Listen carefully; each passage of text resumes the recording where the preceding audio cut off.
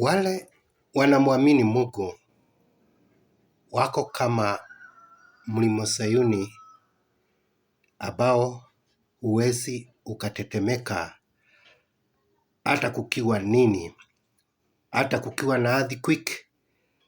Huo mlima hauwezi ukatetemeka, ni kwa sababu uko na nguvu. Hata mimi na wewe ambaye tunamwamini Mungu, ambaye tunamtegemea Mungu, tuko kama huo mlima, hatuwezi tukatetemeka. Si kusema hatukutani na mambo, tunakutana na hayo mambo, lakini kwa sababu tunamwamini huyo Mungu ako na nguvu, hatuwezi tukashtuka na hatuwezi tukaasha Mungu wetu hata ikuwe nini. Hata tukichapwa viboko au atuchapwe magumu au tutukanwe vile tutakavyotukanwa, sisi wenyewe hatuwezi tukamwasha Mungu, kama vile huo mlima wa Sayuni hawawezi ukaondoka huko Jerusalem huko. Kwa hivyo mpendwa, ujue wewe unamwamini Mungu, unakaa kama huo mlima.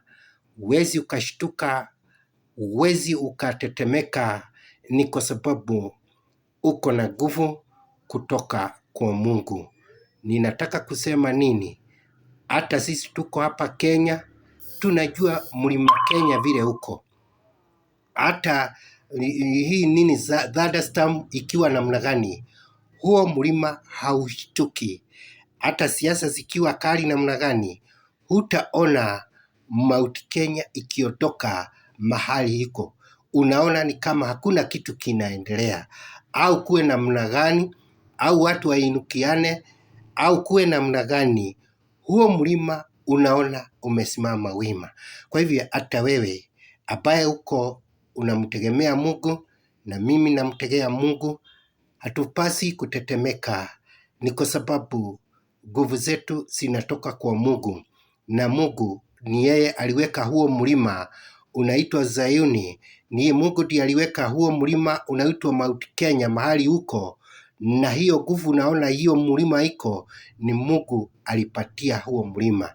Na hata wewe ujue Mungu amekupatia nguvu ya kuvumilia, hata ikiwa ni nini. Hata ukiwa huna school fees, ujui utasomesha mtoto namna gani, ushtuke, ni kwa sababu mwishowe kile unajua huyo mtoto atasoma, ni kwa sababu Mungu wetu ako na uwezo.